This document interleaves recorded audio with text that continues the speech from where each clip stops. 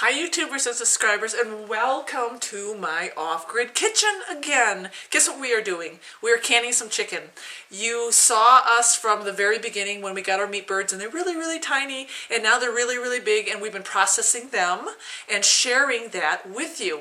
And part of that sharing is showing you guys how to can chicken, and I'm really excited because canning meat is so easy. And I know there's probably some people that are a little intimidated and never done it before. Well, I'm going to walk you through it.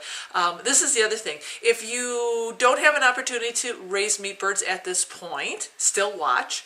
But the other thing is, if you've had a really good sale at a store, and I don't like store-bought chicken anymore now that I've had these meat birds, but if you got a really good sale at a store, buy up all that chicken and don't put it in your freezer. Can it. Because it is easy. And you saw my pantry. We stock up on a lot of canned meats, and that stuff lasts for such a long time. You just can't go wrong with canned meat. So come along and I will show you a really easy process to canning chicken. I'm so excited. Right, I'm actually using my Presto canner, and if you have more chicken you can use your big canner, but I love this canner for a little bit smaller batches, and I already did 9 pints. And they turned out great. So I am doing bone-in, and we are doing thighs. Oh, and look at that. Wow. he's loading me up. When you're processing your chicken, and because I'm doing the thighs and I'm doing the drum legs, we're doing pint jars today, these will not fit into your pint jars. So you're going to have to take and lop off the ends of those drumsticks. You can just put that back in there, and my husband is helping me lop those ends off. If you have store-bought chicken, it's going to be the same thing. Usually the drumsticks are just a little bit too big. So process that before we even get started. Gather your equipment. Get your canner, your jars, get your lids. I'm not going to go into great detail about this, but what I will say is once you get your jars prepped, and when I say prepped, I mean just wash them and make sure they're clean. When you are pressure canning, you do not need to sterilize your jars. Now, you can look it up yourself, and if you feel like you need to sterilize your jars, go ahead, that's fine, but you don't need to sterilize your jars. I'm just going to leave it at that, okay? Because I know people might freak out over that, but you don't have to sterilize your jars. Okay, just make sure they're clean. Now, the next step is, because we're doing bone-in, this is so easy, people. That's why I love canning chicken. You just start putting your meat right in the jars. Now, I don't pre-cook my meat. For me, in my application, I love canning meat without pre-cooking it. I add whatever spices I want, and it turns out lovely all the time. If you want to spend time browning it, you could certainly do that. I mean, it's up to you, but I don't. It's just is a step that I don't do. Okay. And as you can see, I don't know if you can see this, but I'm dipping them in water simply because these are our own butchered chickens. Now, if you're doing store-bought chicken, you wouldn't necessarily have to clean off any feathers like I am. But and you could just stick them right in the jars. Now, you want to pack them tight, and you're not going to be adding any broth. You're not going to be adding anything but your spices and a little bit of kosher salt, okay? So, and when I add my kosher salt, I'm not doing a lot. Some recipes call for like 1/8 teaspoon, some call for a 1/2 teaspoon. You know, in these little pint jars, I just do a little sprinkle. I'm not really a big salt fan anyway. And then you're going to choose whatever type of spice that you want to put in there.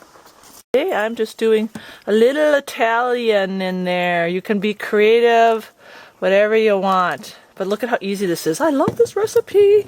And my water is, I heated it up just a little bit. I do, you know what, people, I still continue to soak my Okay, and my then you're lids. going to put your pint jars in your canner. And now, people, I'm not going to do a canning tutorial. Every canner is a little bit different, so read your manual, all right? And processing times may be a little bit different too. I think you have to watch the altitude and adjust accordingly. But I will tell you that if you are doing the bone on, which is what we're doing today, the processing time for my Presto canner here is going to be 65 minutes. Now, if you elect to do it without the bone, and I've done hundreds, maybe not, yeah, I've done hundreds of pints without the bone. It's going to take a little bit longer with the pint jars. It's going to take 75 minutes. So then you're going to get your lid on. And that's the only bad thing about this canner. That lid can be a little bit fussy.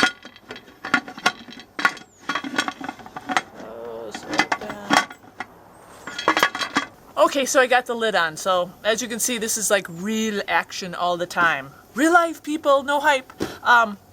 Make sure when the water starts boiling that you vent it for 10 minutes. That's standard for all canners. Vent for 10 minutes. And then with my Presto canner, I'm going to put my little jiggler on and then start my timing for 65 minutes. But again, check your own specifications. And then within 65 minutes, we are going to have more chicken. Oh, I'm so happy. Okay, this is so exciting. So, canner's done. I took the, let it cool down, people. I'm not going to give you a tutorial on that. And this has been sitting here for probably about a good hour, so there's no more pressure in my canner. And we're going to see what this, oh, I could smell that chicken. Oh, it smells so good. This is wonderful. Look at that. Oh, does that look good? Oh! Oh, I love this. Look at that. And that was so fast and easy. 65 minutes, and I've got canned chicken. Wow. So I have ended up canning, I believe, 10, 20, 30, 40, over 40 pints. Okay, here I am in my pantry, and look at what I got. I ended up with bucketfuls, really, literally, bucketfuls of canned chicken. And look at how great this looks. This is the most rewarding part of having your own homestead.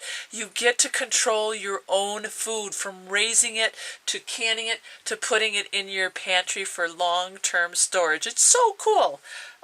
It really is. So, I hope you enjoyed the canning tutorial. There's always going to be more to come, and God bless you guys for watching. And if you got any comments, always leave them, but I hope you got something out of it. And I'm so excited that one day maybe you too will get some meat birds and do your own canning.